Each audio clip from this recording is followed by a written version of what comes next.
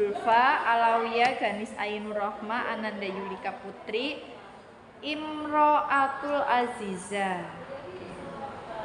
Saya mau tahu di sini, pertama saya bagi ya pertanyaannya, yang kedua nanti rebutan.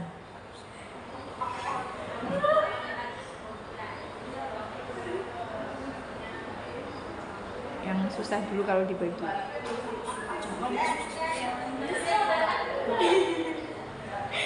Materinya tuh padat nih, tahu. Bercabang juga, jadi kita memahaminya susah. Oke. Kita campur susah. Di sini kan ada materi yang D tuh, memahami kepribadian konseli dan karakteristik seorang konselor.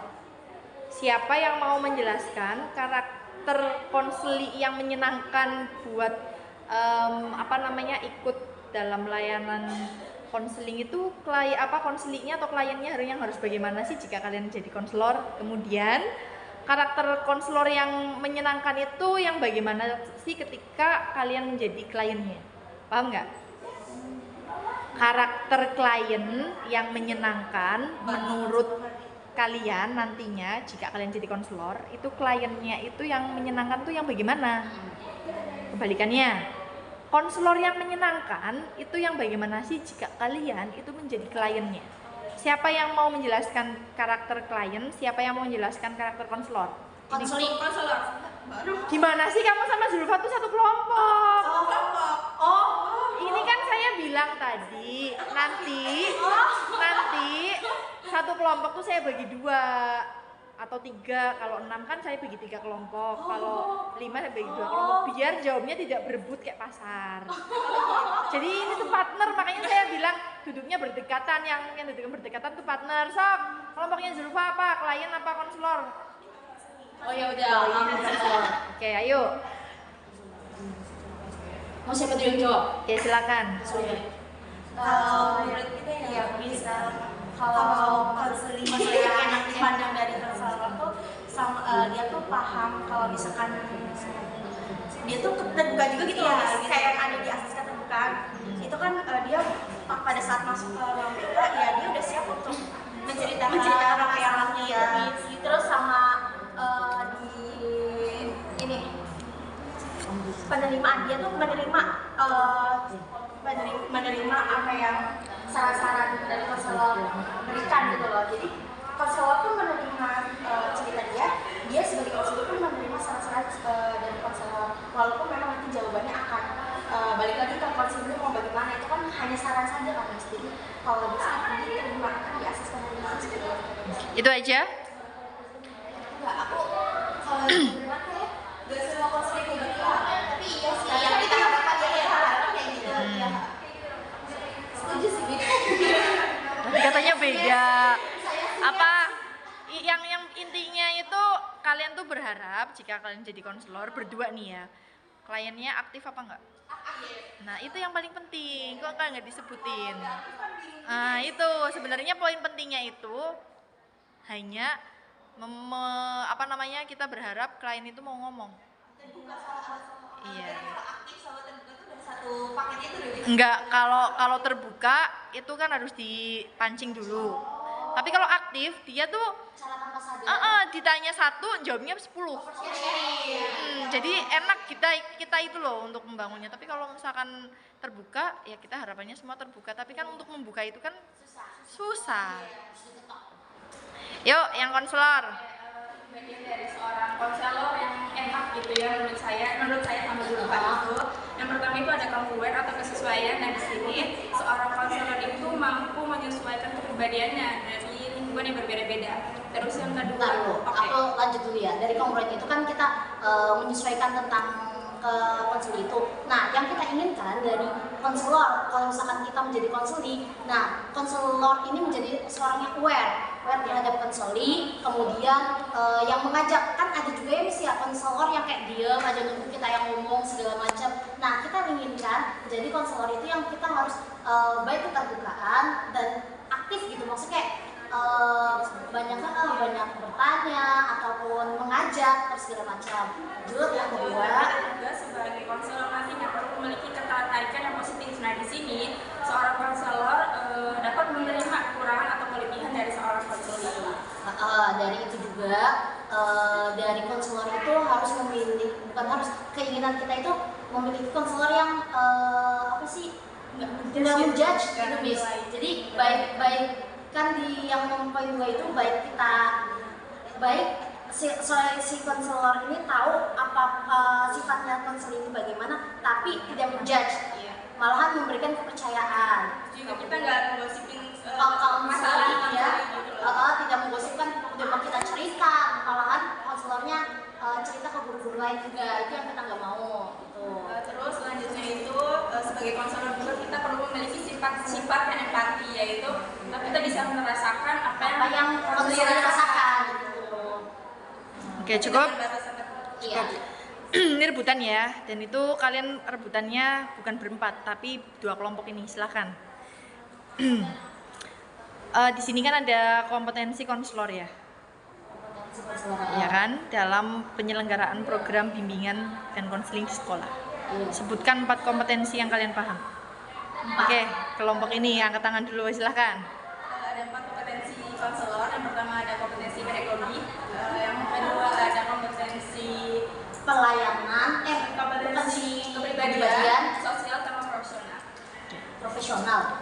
Nah, dari 4 kompetensi ini, siapa yang tahu terkait dengan definisi dan contoh dari kompetensi pedagogi?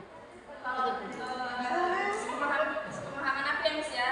Kompetensi pedagogi ini seorang konselor ini dapat merancang mencoba pembelajaran, dari evaluasinya dan selama pembelajarannya juga ini sih.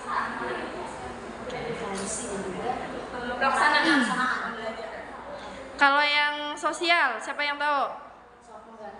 Loh, dikasih. Ayo.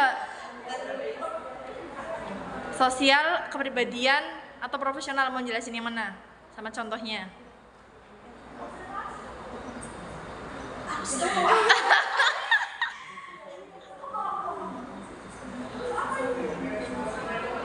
Lebih dari 1 menit saya skip ya. Oke, nggak ada.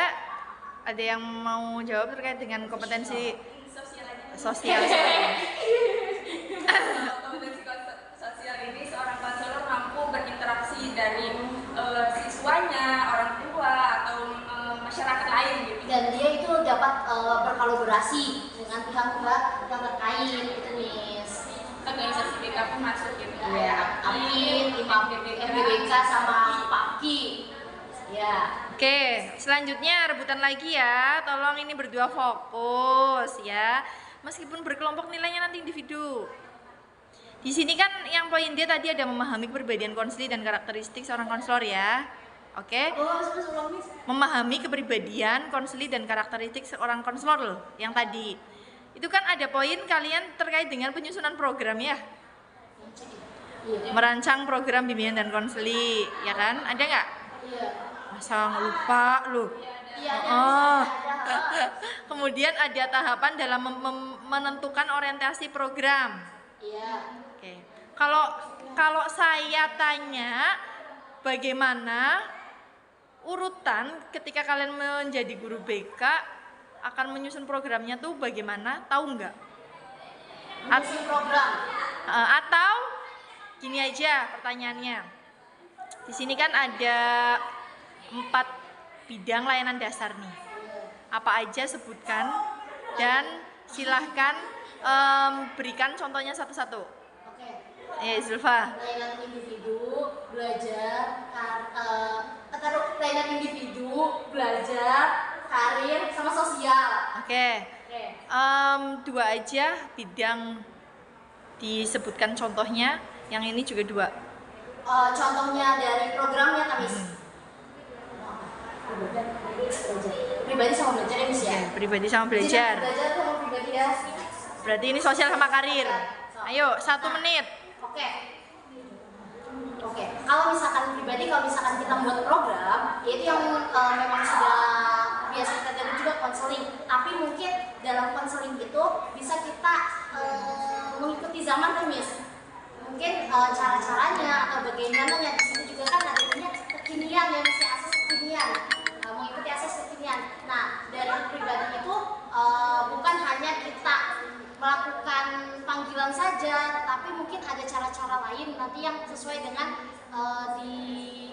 di lapangannya. Kemudian yang belajar sama aja sih kayak gitu. Kalau misalkan bimbingan belajar juga kan bisa nih dibagi sama konseling kelompok atau konseling individu, itu bisa tergantung masalah si konseling tersebut apa. Nah, kita juga bisa menentukan dari asesmen nih kebanyakannya apa seperti gitu kan. apa. Ya. Oke, cukup. Yuk. Ya, dari yang karirnya dari yang tadi kita diskusiin itu, dari karir sendiri bisa membuat program memberikan apa ya, kayak semacam bukan webinar sih, kayak pengetahuan untuk si konseling ini untuk paham dia tuh akan lanjut di mau langsung kerja atau kuliah, dan kuliah pun dia nanti mau masuknya ke jurusan apa yang dia minati dan sesuai ya semacam bakatnya dia. Nah, kalau misalkan sosial tuh ya bisa kayak bikin programnya kan, guru BK tuh kayak buat apa sih Ci? Semacam kayak yang apa ya? Kayak si guru BK nih mengeksplor itu ya, mengeksplor si konseling ini agar terus berinteraksi lingkungan ya. Ini Ganis ya? Ya, cukup.